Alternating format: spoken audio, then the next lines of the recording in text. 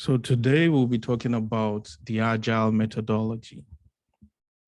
We've discussed business analysis, primarily focusing on the solution development lifecycle using the traditional approach that has been the base of our discussions. So everything we've talked about has centered on an imagination that you would use the traditional approach. And even though we've talked about Agile, we've been brief in our discussion or mentioning of Agile.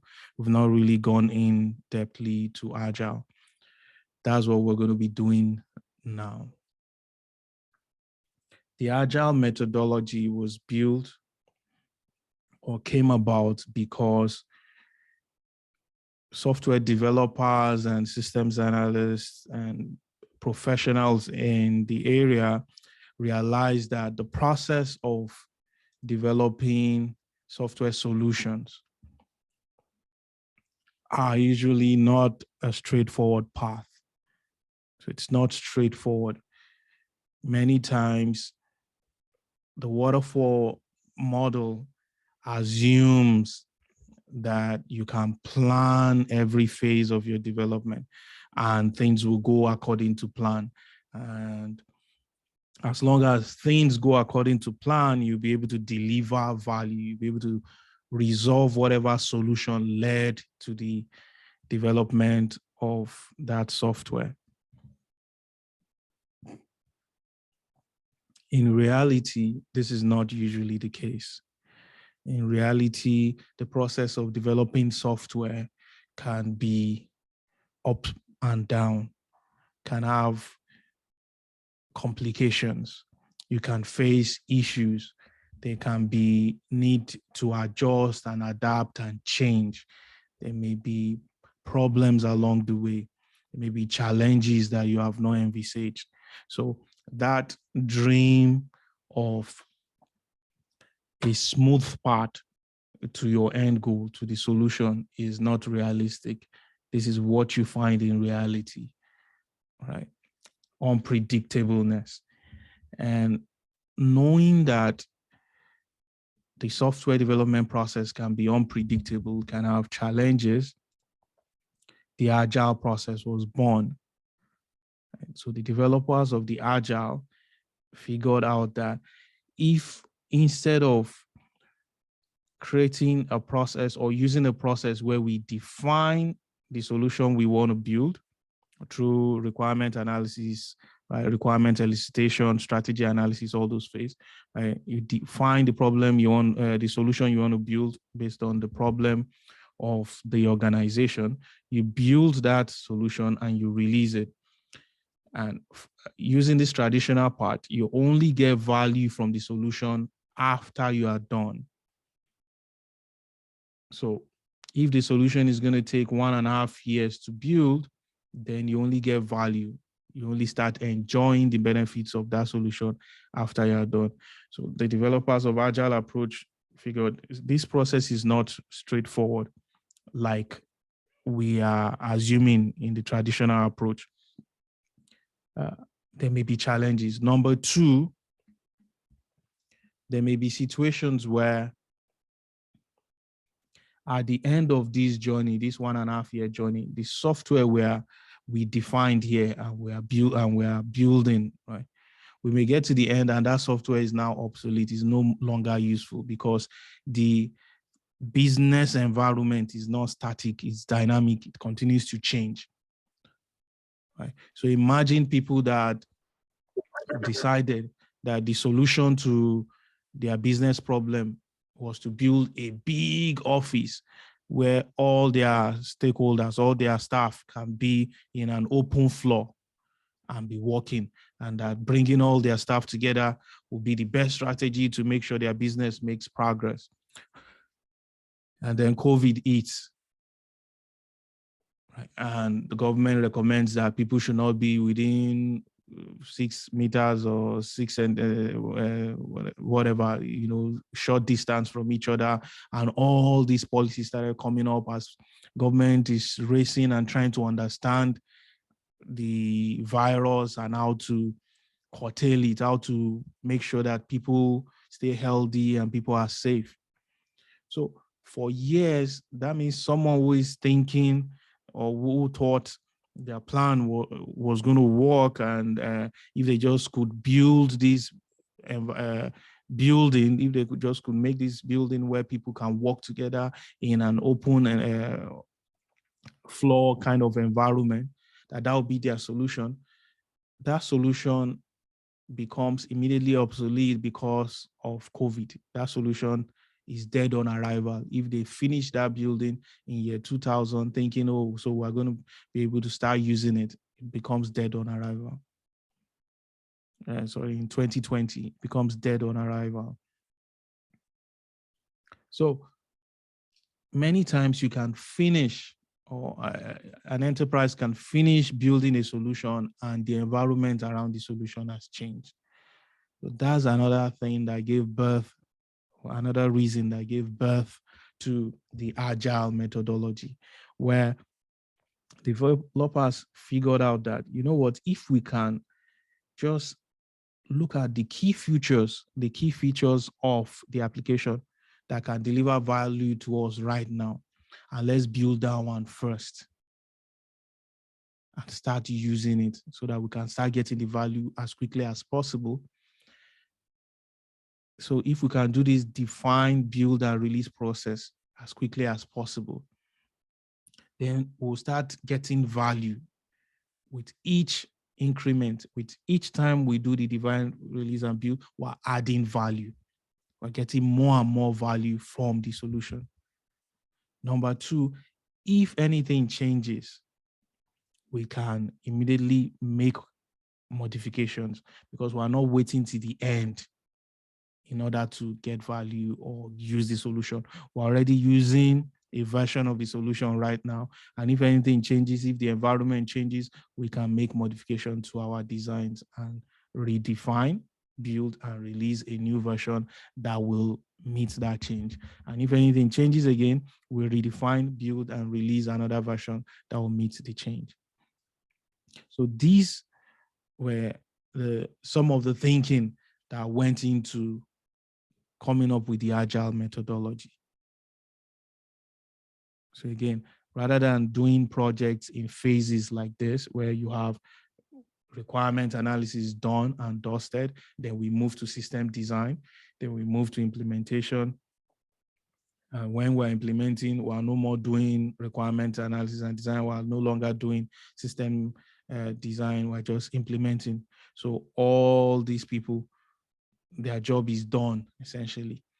And so it's these people's turn. And when these people are done, is the tester's turn. And when it's the tester's turn, is deployment and maintenance, right? So rather than having projects done in phases like this, where until we get to maybe deployment stage, that's where we start getting value from our solution, we can create a better approach where we shorten this process. We just do a part of the project. So this very big project, let's assume the big project like a loaf of bread, right? Waterfall approach is saying, get your flour first, get your, I'm not a pro at making bread, but get your butter, maybe milk and eggs, etc. Get your ingredients. Then next stage, mix it. You understand? So you want to make this very big bread that will be used, or very big cake. Let's use cake since we use cake at the beginning of the course. That will be used for a wedding. The waterfall approach is saying make it in steps like this. So you want to make a 10-layer cake.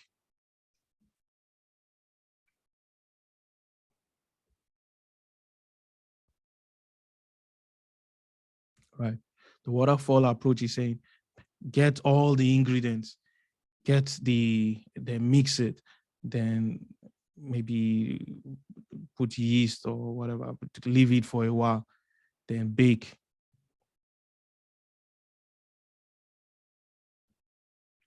Then decorate, right, and stuff. So let's assume this is the strategy. So if we're using the waterfall approach, this is what we'll do. We'll get all the ingredients. Then when we are mixing, no more ingredients done. When we are leaving it, no more mixing, right? So everything is in phases. And until we get to this stage before we can eat the cake. So if we need 10 bags of flour to do this 10-step cake, that means we'll have to look for containers, look for resources that can manage that 10 bag of flour, look for people that will help us do the mixing. Until we get all that together, we can't get started with the process. And so we can't reap the benefit until we commit all these resources and until we do this for the entire cake.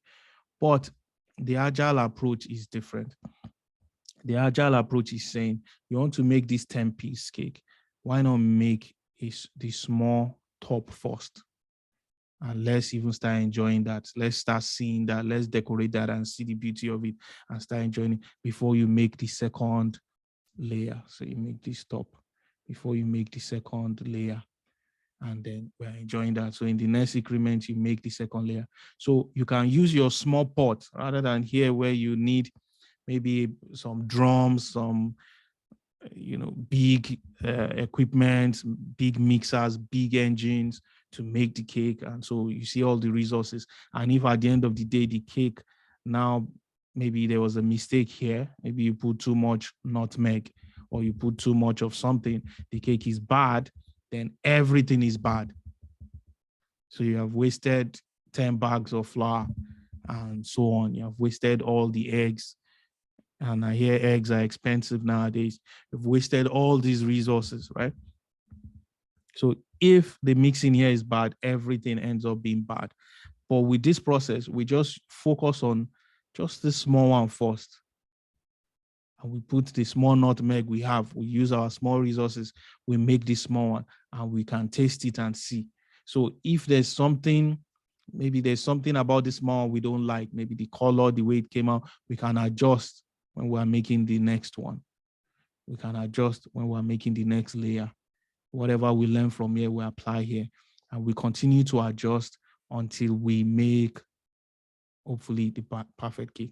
And from all this, we can deliver value because maybe this 2 is enough to display at our wedding in case we can't even make it to the 10th level. Or maybe it's 3 we can make. That may be enough to display at the wedding. Or maybe we can even display this one at the engagement. Then the other layers are being made and we can put them together to display at the final wedding. So you get the difference between agile and waterfall. And I'm using this example so you know that when we're talking about agile, many times some people think that when you say agile, you mean, say we take the example of cake again. Some people think you mean, okay, we're breaking the process down. So you break down flour, maybe you use little flour, then you mix like that, and you still go through the phases. No, that's not the focus of Agile. Agile is breaking the product itself into small chunks. So rather than delivering the entire product now, can we deliver just a small part of the product? So rather than delivering the entire product, can we deliver a small part that is useful? Maybe this part. So we still go through all these processes. It's just that now, because we are focused on a small part, we can do it quickly and we can quickly learn. So the testing is shorter because it's just one small thing we're doing. The design is shorter because we're only focused on this. So we're not focused on how to make the cake stand, what should be inside and all those things, right? We're just focused on this small part. So system design is smaller or fewer amount of time will be spent in designing the system. The requirements will be fewer and so on. So that's the concept of Agile. So you're still doing the define, build, and release, but the idea is you're doing it for a small chunk of the product. So what then is Agile? Agile is an iterative or incremental development model where an application is developed in small chunks. So iterative means repetitive. You are repeating. Right? So Agile is an iterative or incremental repetition. You are repeating. And as you can see here, define, build, release. You keep defining, building, and release. So rather than gathering all the requirements, right? Let's assume this is requirement. Rather than gathering all the requirements in the beginning, our focus is on, if possible, just gather requirements we need for the first increment, for the first part of the, for the first thing we want to develop, the first set of features. So it's iterative, repetitive, you keep repeating. Incremental, so you saw like the layers of cake. We first built this one, then we built the second one, then we'll build the third one, then we'll build the fourth one, fifth one, and sixth, and we'll continue till we get to the 10th layer. So you are incrementally building the cake rather than trying to make the whole cake at once. Okay, so you build one, you test it, you check it out, you give it to the couple or the customer, the people that want to use the cake, they test it, they like it. They like the texture, they like the taste, they like the flavor. Then or they give you feedback. Oh, we don't really like the flavor. The lemon in this one is too strong. It's a bit somehow. We don't like the texture, the way it feels in the mouth. You use all that information in making the next iteration or even redoing the first one. Right.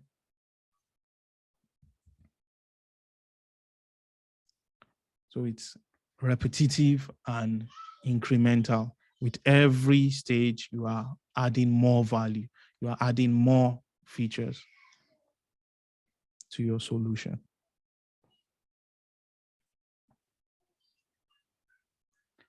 So there are 4 core values of Agile. 4 core values of Agile, and these values are important. If you see, initially, as I called this part of the course, the Agile approach, right? Because we talk about the waterfall approach or the traditional approach or plan-driven approach. But Agile is a mindset. Agile is a mindset, a way of thinking that affects the way you do things. And so the core of Agile is that you adopt that mindset. That's the whole desire of the developers of Agile, that if you adopt that mindset for your project, then you have a higher chance of success and of reducing waste. So you have a higher chance of creating a project that adds value and reduce wastage of resources, because you are only focused on resources you need for a particular increment, for a particular set of features.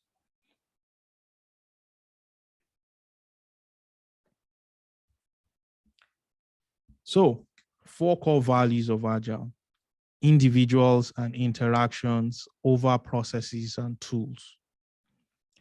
That means meetings, talking to people over processes and tools. Talking to people, having meetings, right, over predefined processes. Or this is the way we do things, or this is the way things have to be done. So structure does not work in Agile. The Agile mindset is open to meetings, discussions, rather than processes. Agile is focused on delivering a working software rather than delivering a comprehensive documentation. So the Agile mindset prioritizes, let's get software that is working. Let's get the one that is going to do what we want. So any software that is, any process or plan that will add complications will be deprioritized. So the focus will be, let's get out something working for us so that our customers can be using that. Then maybe later we can add this complication. We'll see if it had value to for us, then we'll decide if we want to add it. But for now, let's just get something working out there. So first to market is a key principle of Agile. Being the first to market, right? Because again, it's business. There's no business analysis without business. And because this whole thing is the world is changing, the environment of business keeps changing. You want to make sure your product is getting out to market quickly. If you go and sit and start developing a product that you think will come out in 2 years' time, before your product comes out, somebody else may have taken over market share. So your product better be extremely good that it will kill the competition. If not, your competitor that is using Agile approach has released their product in 2 months, learned from it, modified it, released a new updated version that is better, and you are still on the one you planned 2 years ago, right? So delivering working software is the mindset. Let's focus on working software rather than comprehensive documentation. That's why many of the modeling techniques, they are very, very valuable. Very valuable. They would boost your confidence. And that's what I'm saying. You should learn those modeling techniques that I've shown you. You should take the time to watch those videos if you need to and practice them and learn them. But they are de-emphasized still in typical Agile environments. That is, they are not regarded as the most important thing because there is less focus on documentation. So because we are not super focused on documentation, instead we are focused on meetings and interactions with people, you would most likely use fewer modeling in those environments. Then another core value of Agile is customer collaboration. Working with our customers, because we know customer need can change. The customer may want white today, but tomorrow is black that is in vogue, right? Customer needs can change. If there was waterfall, we will have those customers sign a contract that this is what they want. Then we'll set out to start developing it. And in the defined time, the time we have stated in the contract, as long as we deliver, they have to accept it, even if what they want has changed, what they want has evolved. But in the Agile environment, we are more interested in working with our customers, collaborating with them, getting feedback from them so that we understand their needs and we can make sure we deliver a product that is currently valuable to them, presently valuable to them, not a product that will have been valuable yesterday, but is now useless today. So there's that constant collaboration with customers. Then, by definition, Agile is built to respond to change. It's built to welcome change. So you may come up with this solution to a problem or a step you think will be the step you're gonna that will be taken today, but it will change tomorrow. It will change in 5 minutes time, right? Maybe because of new customer feedback or because of new stakeholder input, right? So Agile does not complain about change. Someone with an Agile mindset is welcoming of change. You know that change is the game. That's the name of Agile, right? The meaning of agility is that ability to bend, right? Ability to adapt and adjust. That is the English dictionary definition, right? So welcoming to change because we expect change, unlike the waterfall approach where we are trying to reduce or minimize change as much as possible. So anything can change and you have to be ready to go with the flow. Now, this mindset is critical. It's important because some of us like structure, like predefined process. You want the work they told you to do is A, and it should not change. It has to be A. But in an agile environment, you may be told A in the morning, and in the afternoon it has changed. Right? The requirement may be updated. Some people may have met individual interaction over processes and tools. Some people may have met, some stakeholders may have met in between morning and afternoon and change their mind. And they'll come and inform you that, that thing we said you should do, that's no more the thing. We're on step 2 now. This is what we're doing now. And you have to be able to know, you have to have that mindset that, okay, go, let's go. All right, let's get it done. Welcome in change. Okay.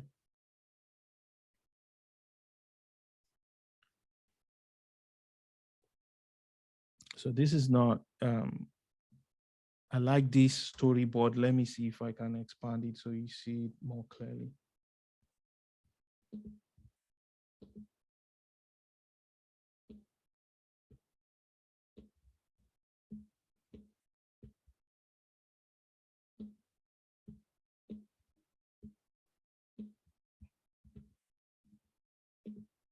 Okay. So based on those core values of Agile, those 4 core values, you now have 12 principles proceeding from those core values. Now, you don't need to memorize any of these things. Just try your best to know the core values. The key thing there is key parts of Agile. Yes. Meetings, discussion. You have to be ready to attend meetings, talk to people, interact with people when you are using Agile. So you have to have that mindset that is welcoming of that.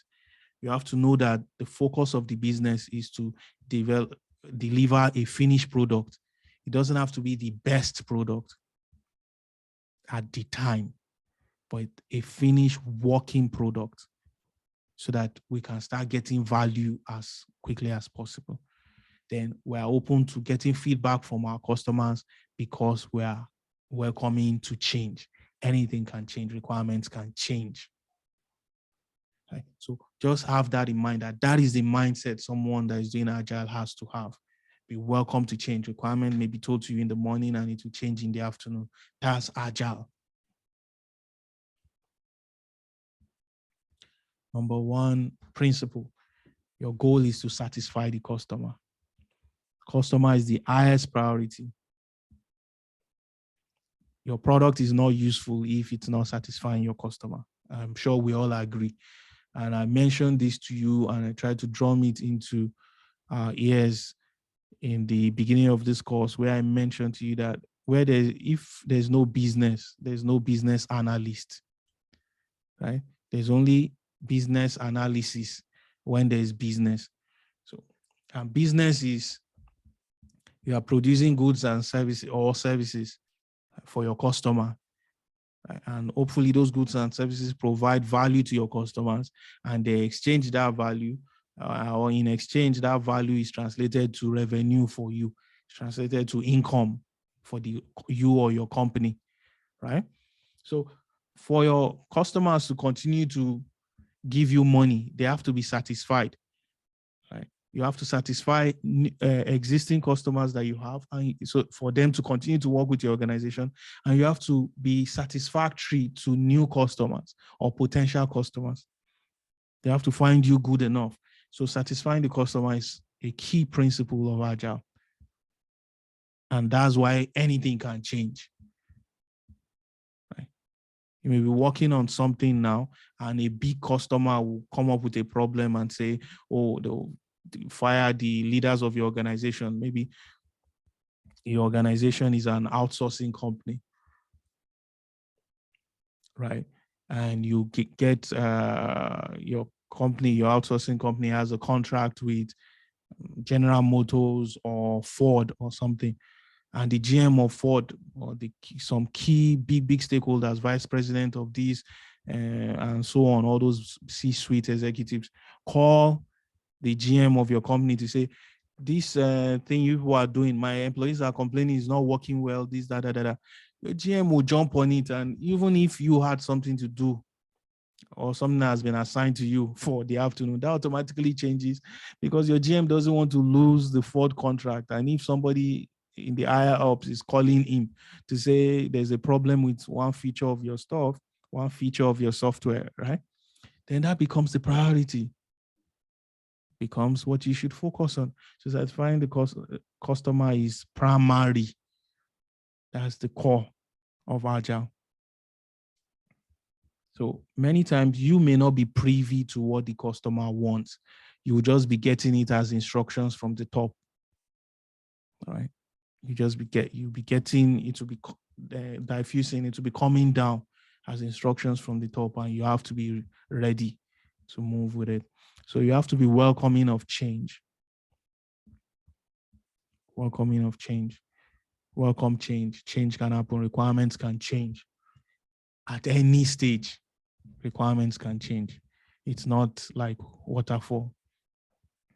Another thing with Agile is because we are not delivering the whole product once, we'll have frequent delivery of software features or the chunks of the software. Right. So we'll talk about this later, but the time frame of delivering a software is broken down into time boxes called sprints. So if the software is supposed to take, if we think it was going to take 1.5 years to build, we can break it down into monthly time boxes or weekly time boxes or bi-weekly, right? 2 weeks time boxes. And those time boxes are called sprints. Right? So value is delivered within those sprints. So every increment, we'll try and deliver increments within a sprint. So an increment will be maybe a set of features we think if we do now will provide value to the organization or to our customers. So we'll put all that within a sprint. That sprint may be 1 week, maybe 2 weeks, depending on the organization. But it's recommended that it's not more than 4 weeks. If not, it will start turning into waterfall approach. You lose the agility in it. Then another key part of Agile is working together. So someone who will work in the Agile space is not someone that likes or does not like working with people, that likes solo, not talking to people kind of approach. Even if you're an introvert, you'd have to be in meetings, you have to be able to bring value. And that's one of the things I've tried to drum into our hearts and heads in through the brainstorming session and through those exercises that I had you do. And the goal there is that you should know, you should come out with your own strategy of being involved in any kind of meeting. Right? You may be an introvert, you may be someone that is quiet. You should listen very much. But if it's to chip in something, ask questions here, do something to make sure things are moving forward. That's part of Agile. So working together with other people. You would work with developers, you work with other stakeholders throughout the project, and you should be ready to do that. Discussing, chatting, laughing, being serious, and so on. So the Agile process, and that principle it has, is building trust and support. Right? The goal here is to make sure everything about the project is transparent. The developers can see why, they can see the business requirements, so they can see why a product is being created. Right? They can get the full picture of the product, who is requesting it, who are the stakeholders involved, and so on. And so everybody has a sense of this transparency. They can see what's going on. No one feels left out. And another thing with Agile is that enables trust and support is because in an Agile team, everyone is considered an equal. Even if you are the CEO of the organization, if you are in an Agile team, you are equal to every other team member in that agile environment. So people can freely ask questions. People can make comments. They can challenge ideas. They can, anything that is unclear to them, everybody can talk. From the lowliest developer to the highest of CEOs. And agile principle encourages face-to-face conversations. Nowadays, some organizations use a hybrid of that, which is, or completely even go virtual, right? So using a virtual approach, Zoom, Google Meet, Blue Jeans, and all these beautiful virtual communication tools we have right now. So many organizations use this instead, but what it means is you should be ready to jump on a call with someone to understand what's going on about a feature. If there's anything you don't understand, you can quickly get to it and chat rather than sending memos and filling forms and documents as you do in the traditional approach, right? So we can quickly get in touch with a stakeholder to better understand something. So this is the second half of the 12 principles. Working software, you see that all these principles they are coming from the 4 agile values we've already discussed. So you want a working software as the primary measure of progress. If you say you are making progress, unlike like in the waterfall, you could say, oh, we're making progress, but we won't see anything for the next 1.5 years or 2 years before we see anything. In the agile space, the working software is how we know you are making progress. So do you have something we can use now, even if it's not perfect? In the next iteration, you improve it. You fix the problems. And so we have something better. It may still not be perfect, and you continue to fix it. You continue to improve upon it, adding more features, fixing existing bugs or problems till you have a great final solution. So to the next point, which is sustainable development. Development is done in iterations. Right? We know the number of developers we have. We know how much time they have available. We know their level of skill, so the amount of tasks they can take on. And so we can estimate how much work we can do within a time period. So that's sustainable. If one of our staffs goes on leave, we know if we want to hire someone to fill their space, we know the capacity we need. If we're not hiring, we know how much to reduce our workload by, right? So development is sustainable. We can keep it at a constant level if we want, because we are measuring everyone's capacity to deliver. But from experience, when we start the project, we see how much work you can do the first time, and we adjust for that as we go on, right? So development is sustainable. We can tell how much work will be done. We pay continuous attention to technical excellence and good design. That's another principle. With this mindset, we can focus on technical excellence. We can focus on what's important in our project and deliver it very well. We can meet as developers and discuss and rub minds and come up with what's best, rather than everyone just working on their own or working in silos, right? So if we're developing something that is going to affect the organization, even if we're from different departments or developers in different units, we can work together. As long as we're on this agile team, we're in the same unit automatically, and we can work together to continue to pay attention to the key features of the software we're developing and make sure we deliver that to the highest technical quality possible. Another principle of Agile is keep it simple. Keep it simple. We want to focus on the amount of work we can do within this time box, not trying to load or overload ourselves, right? where people start working overtime and all those kind of things. That's not the goal of Agile. We have a time box and we'll do what we can do, meaning the end date of the project may never be known, because we'll just focus on the next sprint or the next 2 sprints or the next 3 sprints and see how much we can do in that time. And after we do that, we continue again, plan for another next 2 sprints and do those pieces of work, plan for another next 2 sprints till the project is done. And if changes are required, we plan for changes and put them in there and continue like that till the project is done.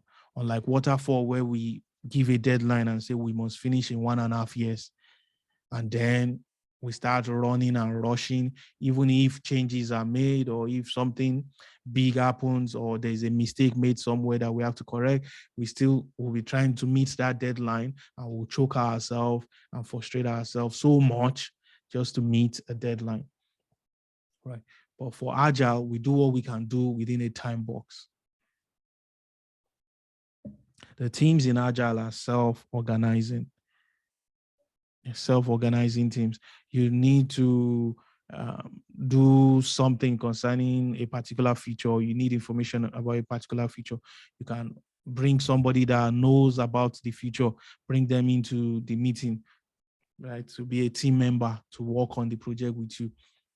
Again, everybody in your Agile team are considered equals. No one is superior to another. Then Agile allows for reflecting and adjusting, which is one of the things that make agility possible. You can reflect on what worked and what did not work at every interval. So if your intervals, if your time boxes are 2 weeks, if your sprints are 2 weeks, that means at the end of your 2 weeks, you meet with everybody that participated or every team member of your Agile team, and you discuss, you ask questions. So what worked? What did not work? What should we do more of? What should we do less of?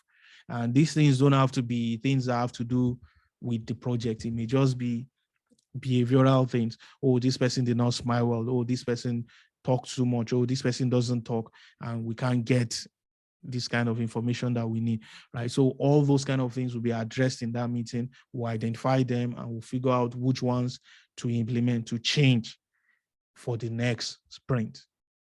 So you get that chance to reflect and adjust.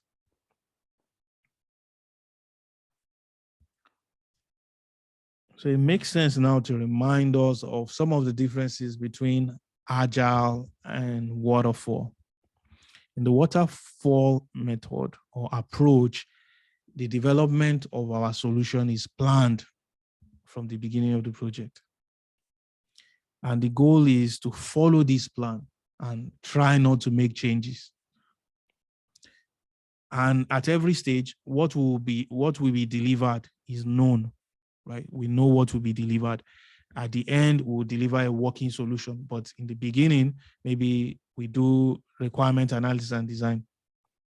We do planning, so we get a plan document or work breakdown structure or product and project charter or something. In the next stage, we do requirement and elicitation, so we get a requirement document. We do analysis and design, so we get models and documentations and all that. We know what will be produced at each stage. In Agile, deliverables can change. We may finish sprint 2, and for sprint 3, they'll say, you know what, this is what is important now. This other thing is what's important. So let's go away from what we have been doing and go and do that thing. So sprint 3 will be based on something else entirely different from what we did in sprint 2. And that thing with waterfall is there's less user involvement, meaning less customer involvement, less business involvement, right? But with Agile, we're involving our customers from the get-go. We're involving the people that will use the product from the beginning to the end, right? With every increment, we're involving our customers. And the goal is to know anything wrong.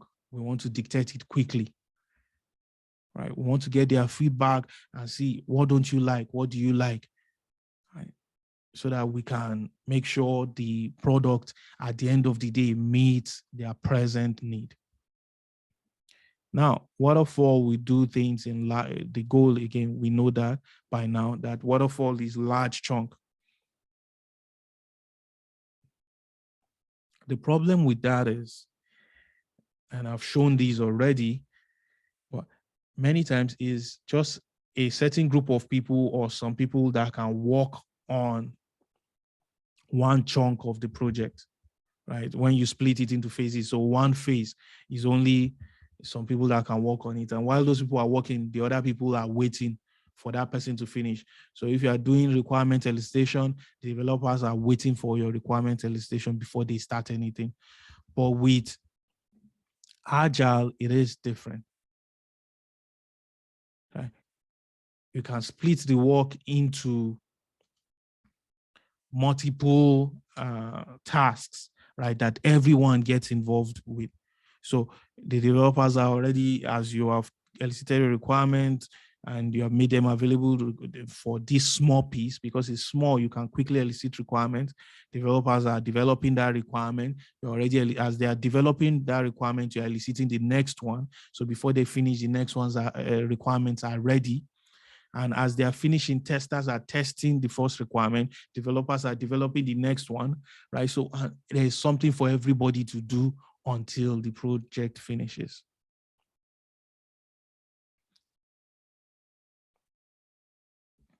Now, for waterfall, the deadline is set by our project managers, right?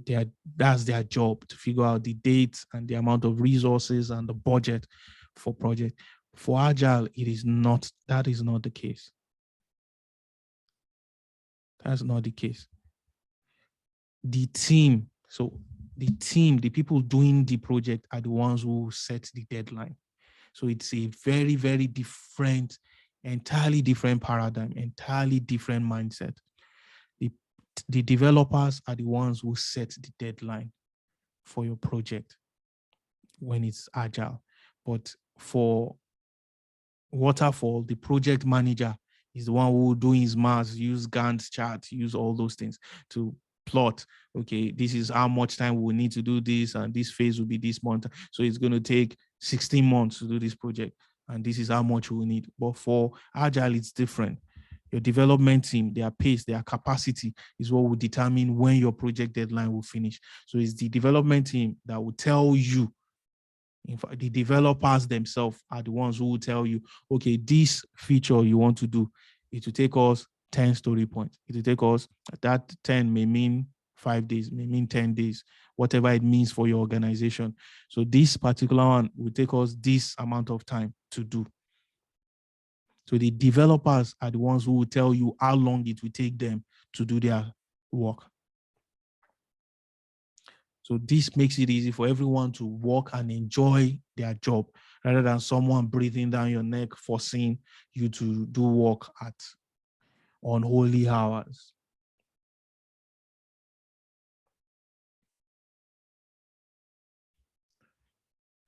So there are different Agile frameworks.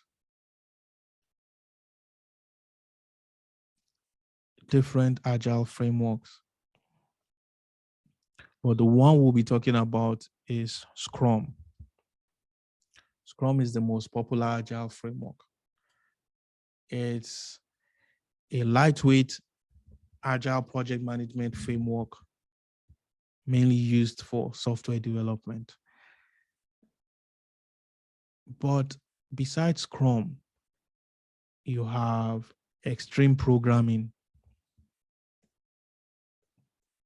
XP for short, but it means extreme programming. You have Kanban.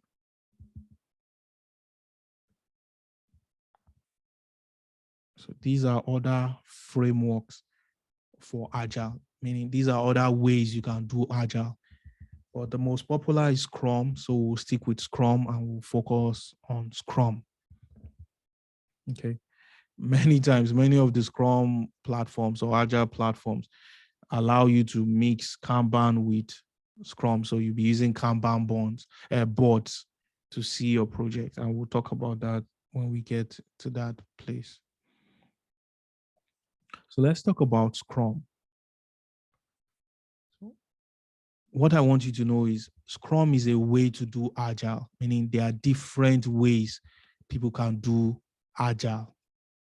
People can implement the Agile mindset for their project. So Scrum is one way to implement the Agile mindset in your project. Interestingly, nowadays, many times when people are talking about Agile, they mean Scrum. When they're saying we're using Agile, many times nowadays, they mean they are using Scrum.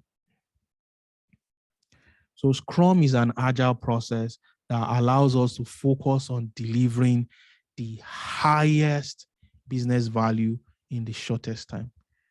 That's the goal. We want to deliver what will give us the highest value, what's the most important for us in the shortest possible time. So we want to cut out complications, we want to cut out anything that will be too stressful.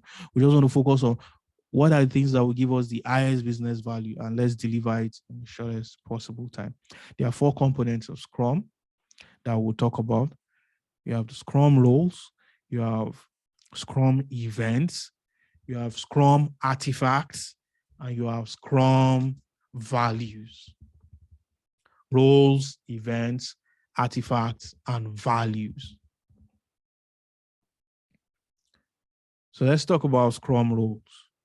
There are 3 roles in Scrum. 3 roles in Scrum, which means a Scrum team will have 3 roles. The first role is the product owner. The product owner. So the product owner owns the product. Now, we'll start using the term product a lot, because in the Agile space, especially the Scrum space, rather than saying software or hardware or mentioning any IT, or so your IT can be software, hardware, data, right? So rather than mentioning any of this, we'll just say product. So the product may be a software product, it may be a hardware product, it might be a data product. So in the Agile space, we just say product. So the product owner is the one who owns what is desired. So he understands what business needs. So a BA is a very suitable product owner. In fact, in your SDLC, the product owner or whoever is serving as a product owner, if you are fortunate, if you're a BA that ends up getting a job as a product owner, what you'll be doing mainly is just part of everything a business analyst will do. Yet product owners many times earn more than a regular business analyst, even though they are only doing parts. It's like a business analyst that is specialized again, right? So drops a lot of the other things that they don't want to focus on and just concentrate on some parts of business analysis.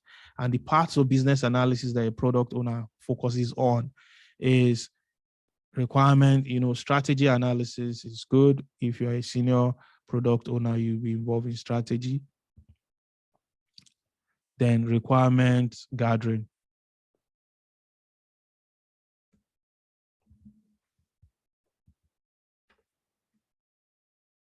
Requirement elicitation.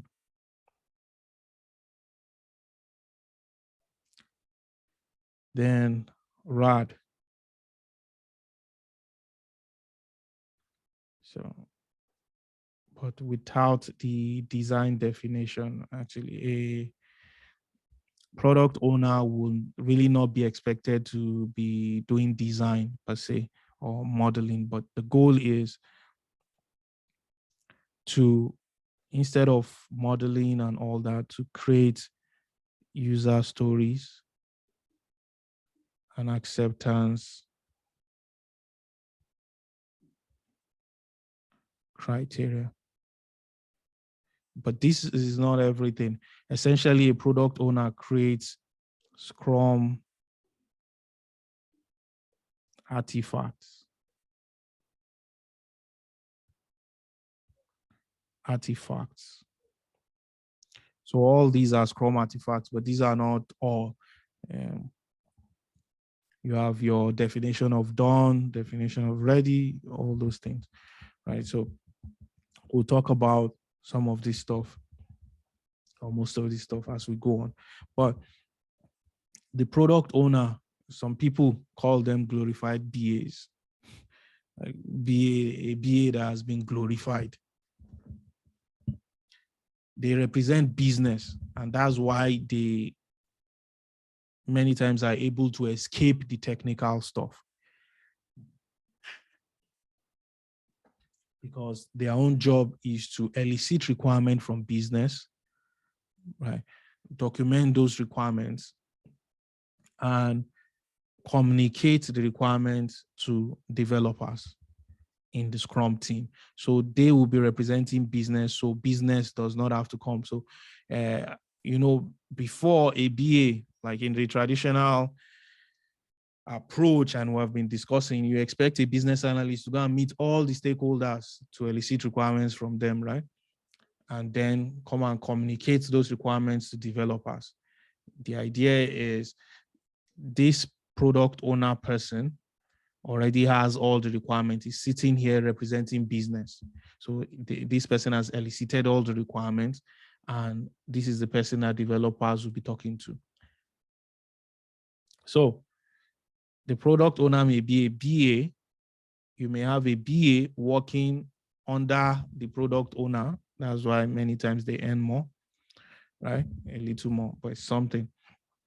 So you may have a BA working under the product owner in some organizations using Agile, where the BA is maybe helping them, maybe write user stories, work with them in eliciting, so they can now be the one working with the team, the Scrum team, and explaining the needs of the organization to them.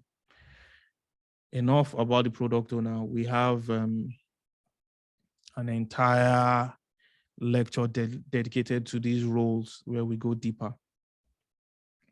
But another key player in the Scrum team is the Scrum Master. The Scrum Master is the project manager of the Scrum team. Their job is to know all the Scrum rules and make sure everyone is following them. So they're supposed to know about Scrum extensively, know all the policies and everything about Scrum, make sure everyone is following them. They are also supposed to facilitate communication in the team. They're supposed to facilitate communication and make sure the project is moving forward. So that's their job. They are the project manager of the team. The Scrum Master does not have to know anything about the project. They don't have to know the name of the project, what the project entails, what you are developing, what you're trying to deliver, what the requirements are. They don't have to know anything. They just have to know whatever requirement ID or task ID you have assigned, and make sure that the developers are delivering on those task ID. So if you've seen a Scrum meeting, if you've witnessed one, you just hear Scrum Master saying, so developer one, whatever their name is. So what did you work on yesterday? You say, I worked on R2D2. Okay. What are you working on today? I'm working on R2D4.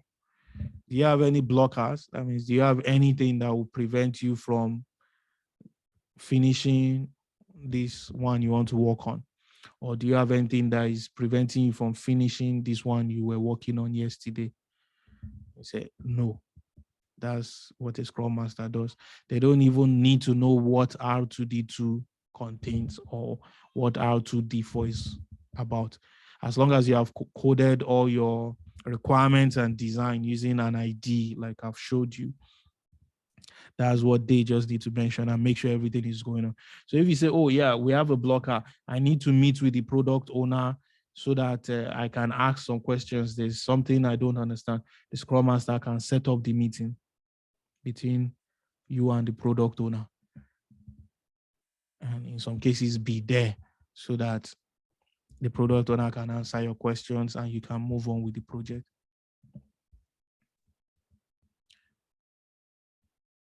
Then you have the Scrum team, the third part of, the Scrum team members, the third part of your Scrum team. The team members are the people that actually do the work. So you'd have your developers, you have, in some cases, your designers, your testers. These are people that actually do the implementation work, delivering the project. So you have one product owner, you have one Scrum master, and then you have members of the development team.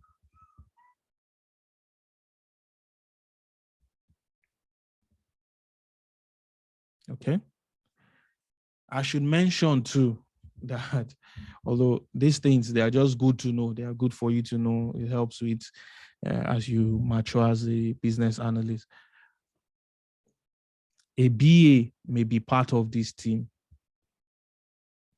If a BA is part of the Scrum team, that BA is most likely a more technically inclined BA.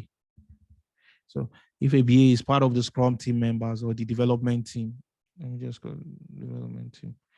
That BA is part of, if that BA is most likely a technically inclined team. So BA. So what that BA will be doing is, instead of the product owner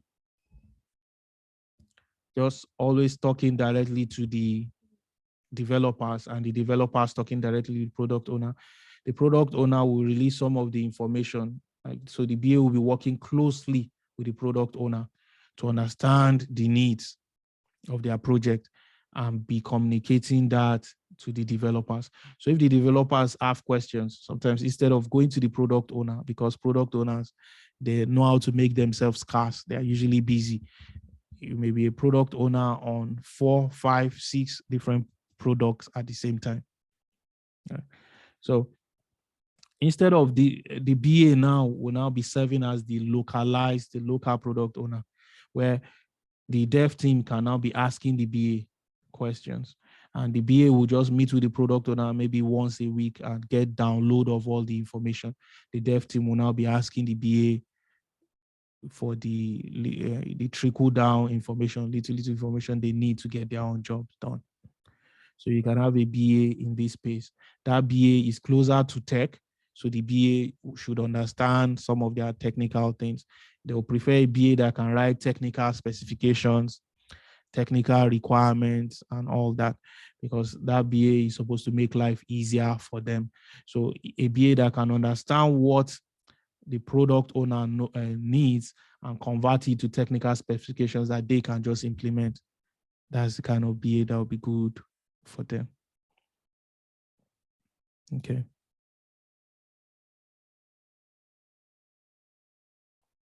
Any question? No question.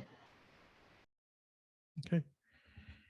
So like I mentioned, your Scrum team is made up of your product owner, Scrum master, and dev team, development team.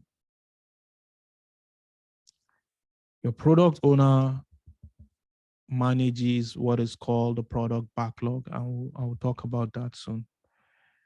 But you see, this red dotted box tells us the members of our Scrum team, only 3 key players. This is one person, this is one person, this is usually 5 to 7 or 9 people. Yeah, 5 to 7 people.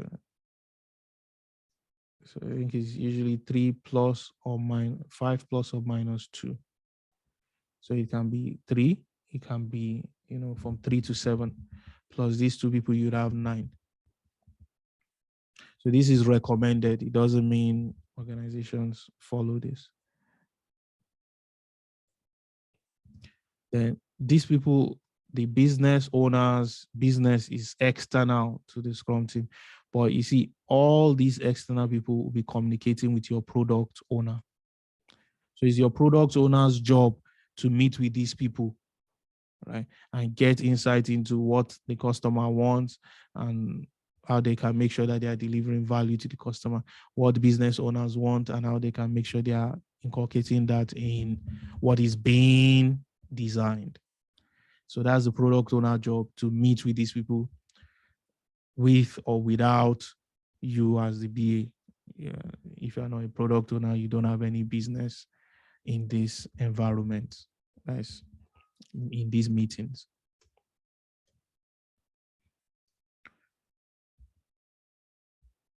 Now, let's talk about Scrum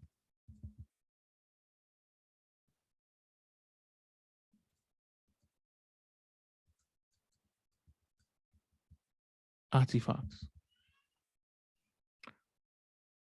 So Scrum artifacts. Number one, your product backlog.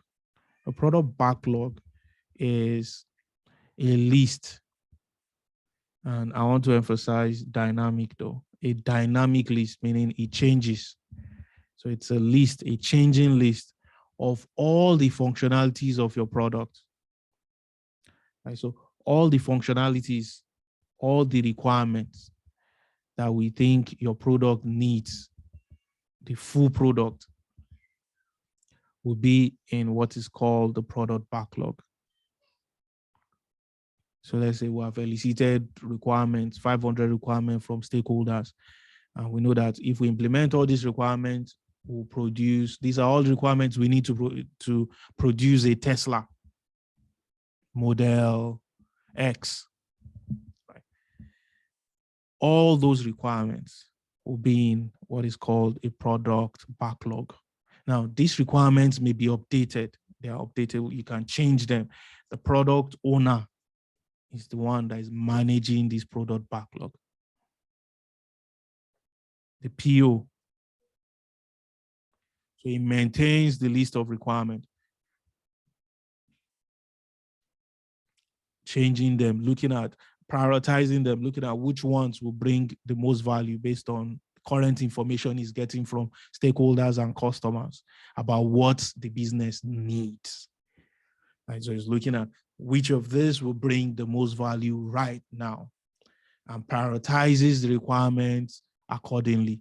So prioritization of the backlog is continuous until the project ends. The product owner will regularly prioritize the backlog, the product backlog. It's called backlog refinement. And we'll talk about that. So the product owner will continue to refine the product backlog, arranging the requirements based on priority, based on value that they bring to the business. Now, from the product backlog, remember that we're broken down the time it will take to develop our product into sprints. And I said sprints are time boxes, maybe 2 weeks period in which we want to deliver an increment, we want to develop an increment. So a releasable chunk of the product, some useful set or subset of our product. So what happens is the product owner will meet with the development team and they'll decide on, based on the priority the product owners assigned to the items on the list, they will decide on which items should go into what is called a sprint backlog. That is, which of these items do we want to do in this sprint? Right. So we'll take from this list and put here. So if we have 500 requirement items here, and we can only do 3 in this sprint, we'll put the 3 here, 1, 2, 3. So this list becomes our sprint backlog. So the developers will be taking these things one at a time and be implementing them. They may take this requirement. This requirement may be broken down into 5 tasks, this one requirement, or even 50 tasks, and be distributed among developers to do. When they finish it, they'll get to the second one, pick it, break it down into tasks and do them. They'll pick the third one, break them down into tasks and do them.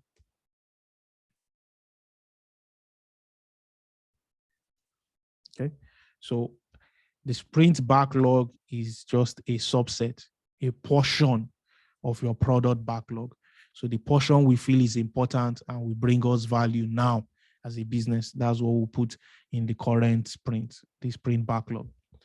Now, what you produce after a sprint is what we call an increment. So what you produce after that period of time that you have set, right? Based on the requirements you put here, based on the backlog items you put here. So is what we call an increment.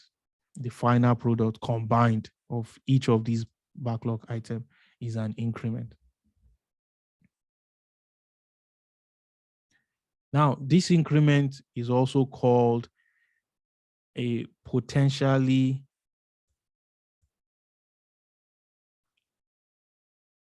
shippable increment. Potentially shippable increment, PSI. And the reason it's potentially shippable is that the product owner, even if that increment has been made, right, by the developers, the product owner decides if he wants to ship it out. Shippable means if he wants to release it to the customers for them to use. So the product owner may not ship it out. Yeah, we have this increment. We have this new set of features that will improve our iPhone, but Apple may not release it now. The product owner at Apple may not release it now, may wait for other increments, maybe other new features so that we'll release them all together and you get iOS 10Q or 1021, right?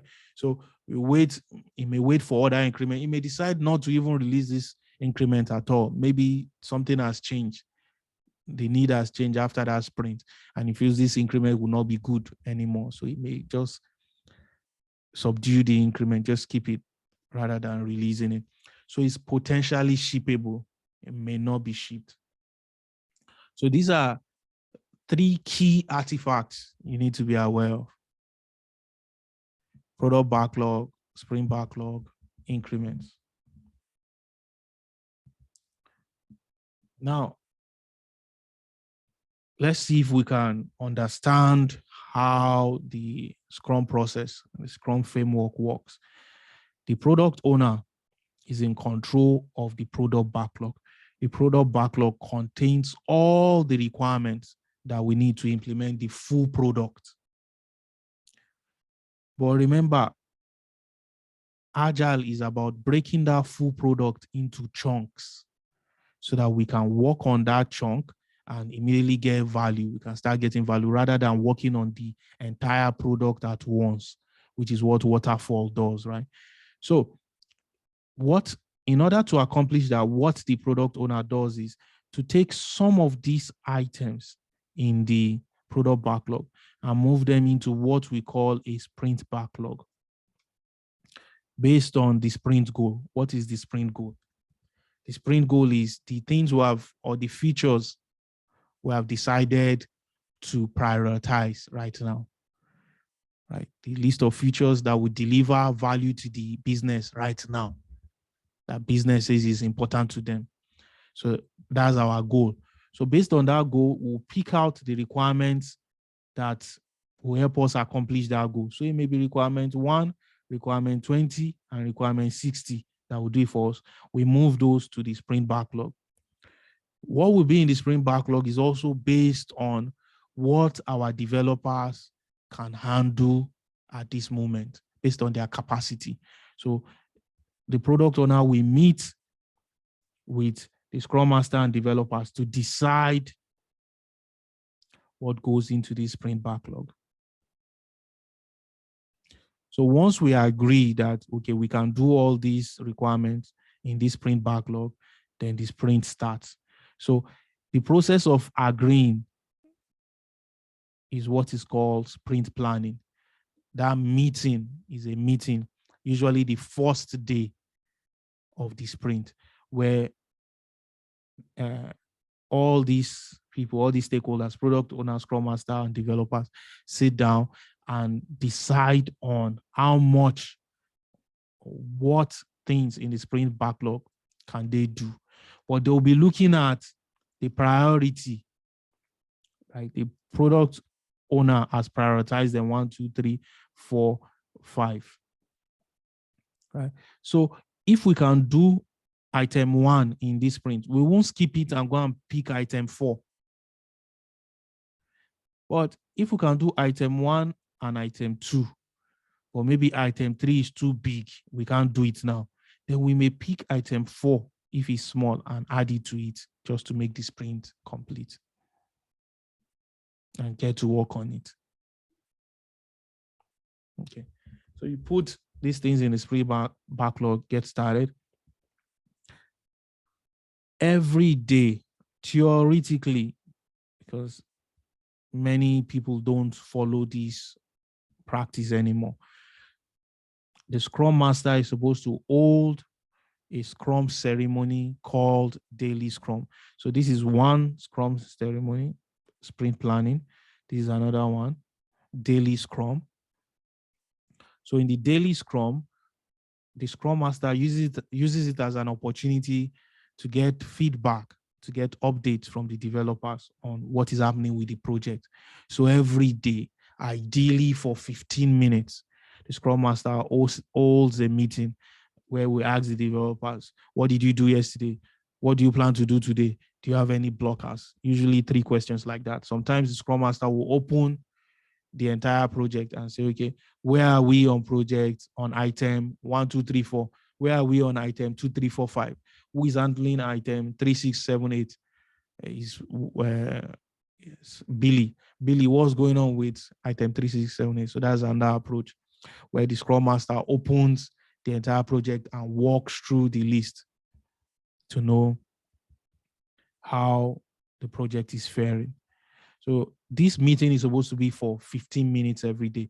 It is not the meeting to do long discussion or preach a message or trash out anything. Anything that arises that can't be dealt with in the meeting or that is going to require maybe a long discussion, the Scrum Master will put it in the car park, or after the Scrum meeting, after this daily Scrum, you can meet, so you set an appointment for it. So park it aside. The goal is just to know what's going on, get feedback from the developers, and get everybody to commit to what they want to do today. So that tomorrow when we ask them questions, they won't say they don't know what they did yesterday or they didn't do anything, right? So we want to know what they want to do today. So you are committing the developers. The product owner does not have to attend daily Scrum. Product owner does not have to attend daily Scrum. But the product owner, it's advisable, right? So it's a could have kind of situation, or should have. It's not a must have for the product owner. It's advisable because the developers may have questions, and it may be an opportunity for the product owner to know what's going on and quickly adjust the direction of the project if there's a need to do so. But they don't have to attend daily. Again, it's daily Scrum by prescription, but it doesn't mean companies do it daily. Again, it's 15 minutes anyways. Even if it's daily, it's not bad, right? It's just 15 minutes. So the Scrum Master handles that meeting. So looking at the items in the sprint backlog and making sure the developers are carrying them out. And the Scrum Master will be moving things from, okay, to do, to in progress, to done. Some other organizations have more layers to their timeline and all that, and project story. So depending on or the project roadmap. So depending on the organization, but this is just basic. The Scrum Master will be moving the project along to know the status of each project. So at the end of the 2 weeks, we have been meeting every day to know where we are and what's going on with the project, right? At the end of the 2 weeks, towards the end, maybe the second to the last day, there will be a sprint review meeting. The sprint review meeting is a meeting where the developers will present what they have done to the product owner. Right? They got the requirements from product owner. They have been meeting with the Scrum Master, who has been checking up on the progress of the project or the product, and hopefully had some FaceTime with the product owner, who has answered some of their questions. Then at the end, there's a day to the end of the sprint.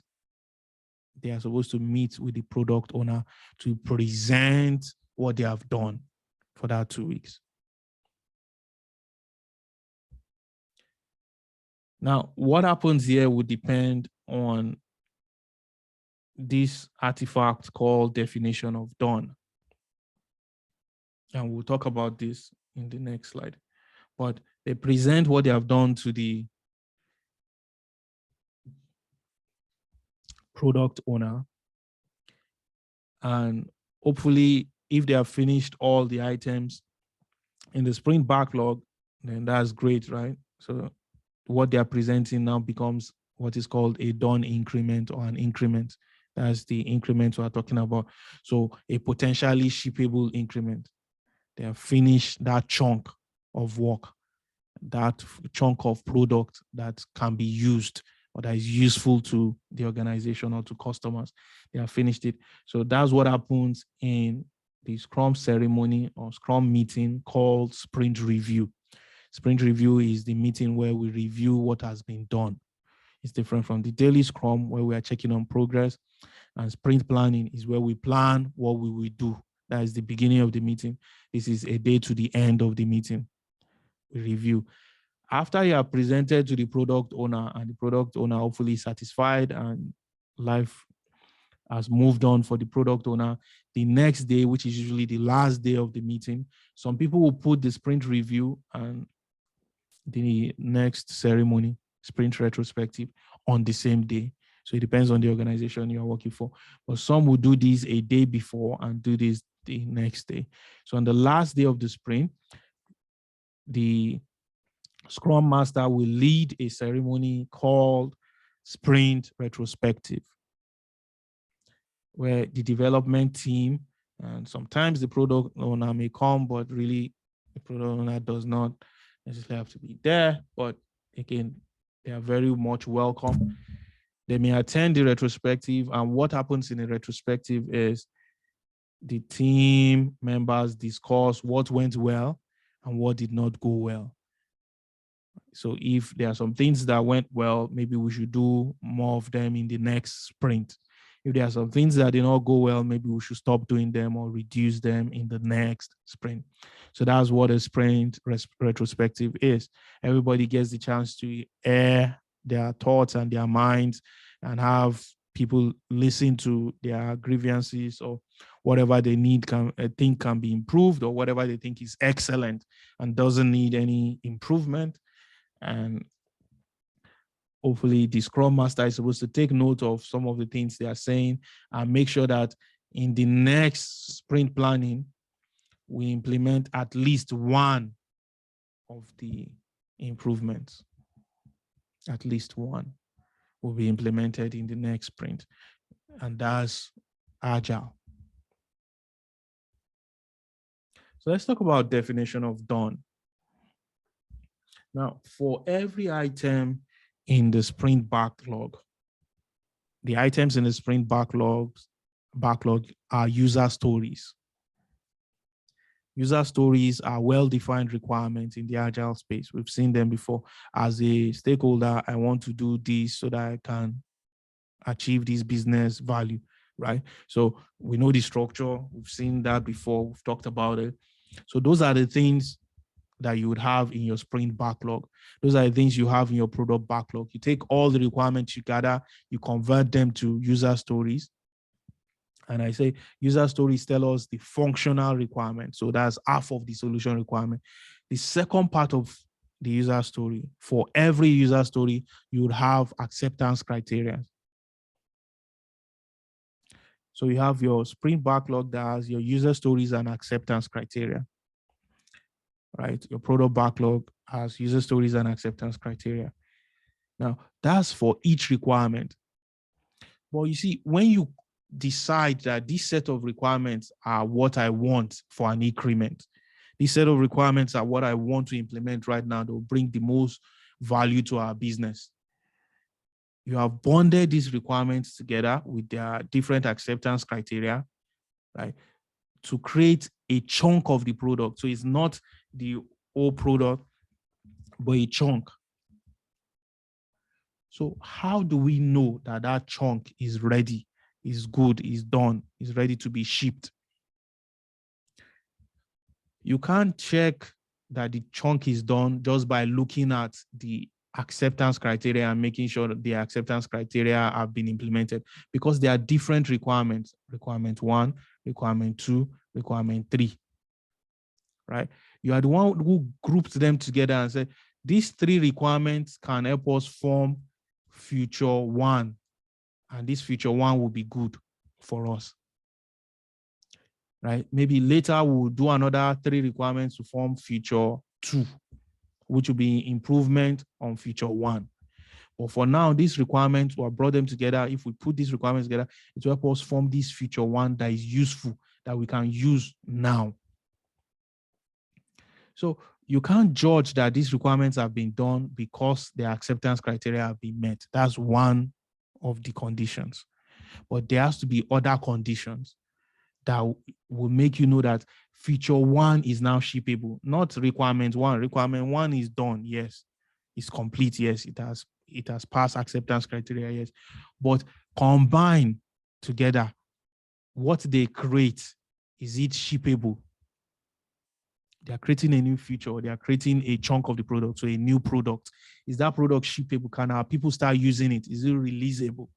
So that's your definition of done. Definition of done is that the increment, the mini product that you created, is releasable. So what usually goes into definition of done is usually product owners will write that the increment must have been unit tested or integration tested, and we'll talk about all this later. It must have been, the product must be ready for acceptance test, or even have been tested. They may have something like it must have been deployed to a demo server, so we should have seen it working before we can say it is done, right? So it's beyond just acceptance criteria. Another, maybe it must be acceptance tested. The release notes must be written. It must be releasable. It must not increase our technical debt. Who knows the meaning of technical debt?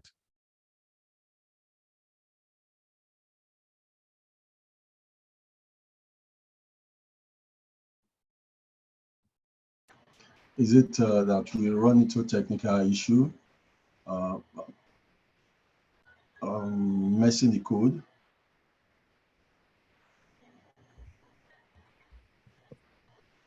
Or maybe when we test the function and we did not get result?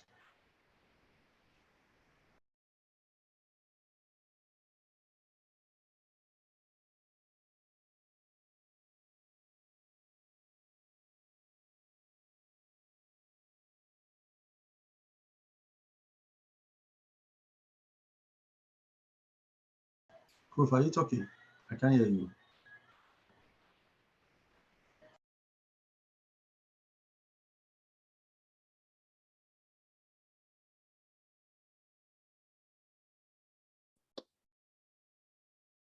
Hello, can you hear me? Yes, we can hear you now. Okay. So I had a bit of technical problem. I had to switch devices. Let's go. Can you hear me now? Yes, Prof. Okay, good, Yeah. good. So I'm back.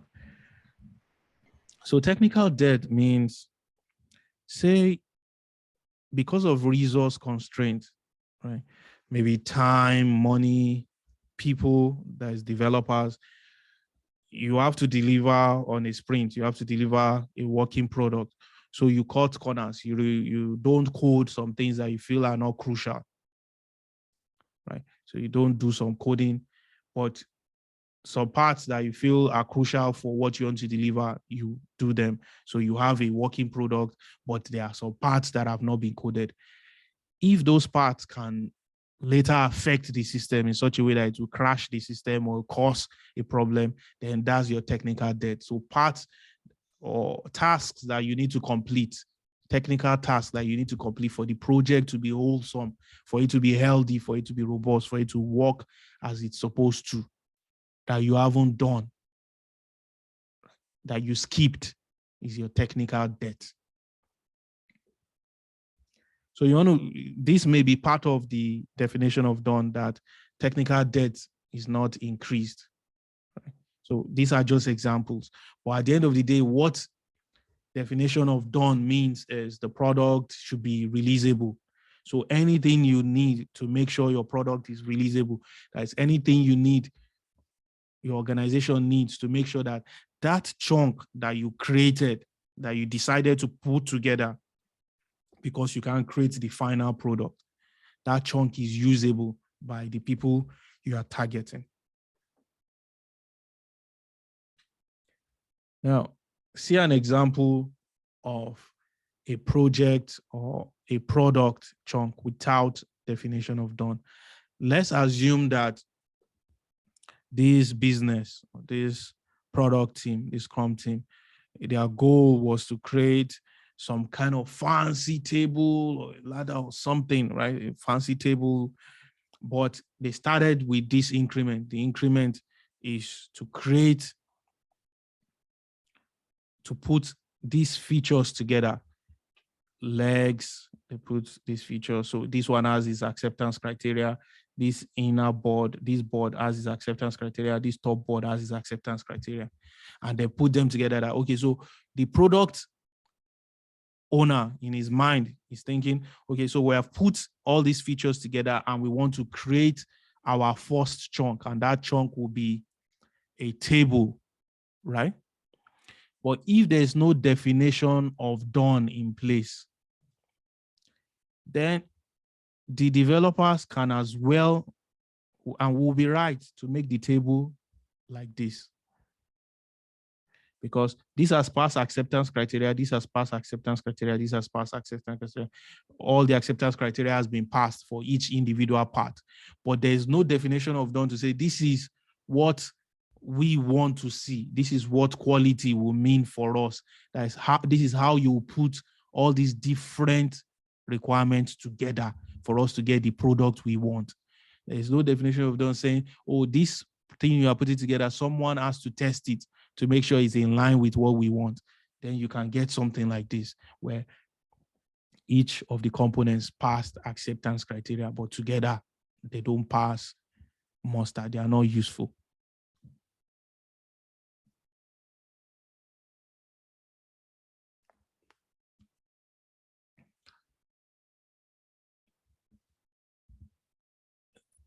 So I've talked about sprints as part of Scrum. All Scrum activities are time boxed. So they are in sprints and allow teams to inspect their current work and implement learnings in future sprints. All Scrum activities, you do them within a sprint. So anything you want to do concerning an increment or concerning a chunk of a product, yeah, it has to be within a sprint. Whatever you can't do within a sprint, you move to the next sprint. So what is a sprint? A sprint is a time-boxed iteration, typically ranging from 1 to 4 weeks, at the end of which a potentially shippable product increment is delivered by the team. So the Scrum team delivers a PSI. at the end of a sprint. And a sprint can be between 1 to 4 weeks. Many organizations use 2 weeks. A sprint has the following characteristics. A sprint does not exceed 1 month. And the reason is because you don't want your agile method to turn to traditional method. Once you start exceeding 1 month, you can't really, you lose agility. You lose the ability to quickly learn and change anything. A sprint would have a goal. Your goal, what you want to achieve in that sprint, what the feature you want to create or the product you want to create is will be described in a definition of done. So your definition of done measures success for the sprint. You define it before the sprint starts. It's not after you have already put things together and people have started working and start telling them what you want them to achieve. You define what that sprint wants to achieve before the sprint starts. So you are picking all these pieces of requirements and putting them together because you want to create something that is an increment, that is useful, that is shippable, and that's your sprint goal. And so that has to be defined in your definition of done. Only a product owner can cancel a sprint. A product owner may cancel a sprint if they think the sprint is not going to deliver value in terms of what they'll be producing is no longer useful. The environment has changed, life has moved on, the world has moved beyond what that increment will deliver. So instead of continuing to waste resources, people's time, and the organization's money, they can cancel the sprint. Besides that, no one cancels a sprint once it has started.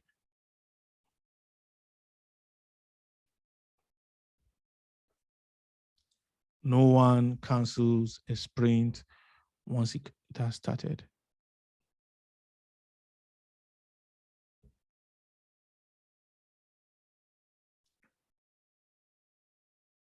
So let's talk about sprint events. I've already described this.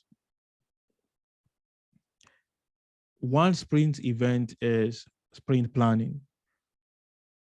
Usually on the first day of your sprint, you'd have sprint planning. And your sprint planning meeting is where the product owner and the rest of the Scrum team decide what will go into the sprint backlog from the product backlog.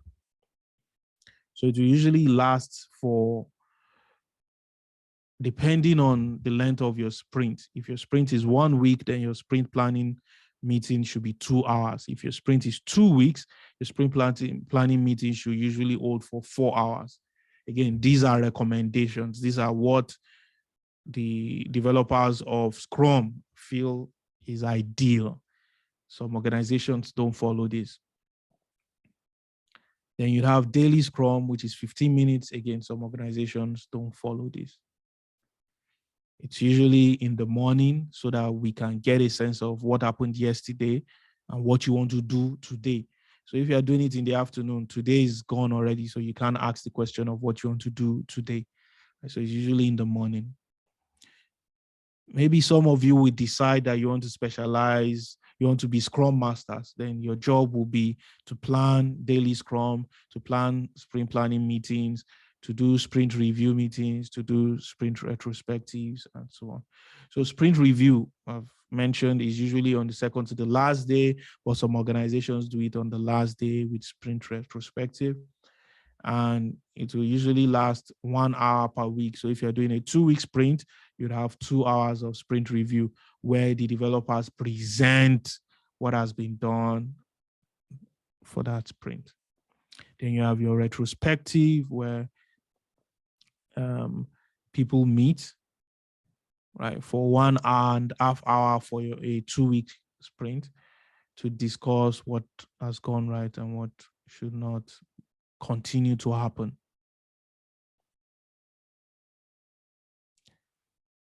Okay, so this is a good point to stop today, and tomorrow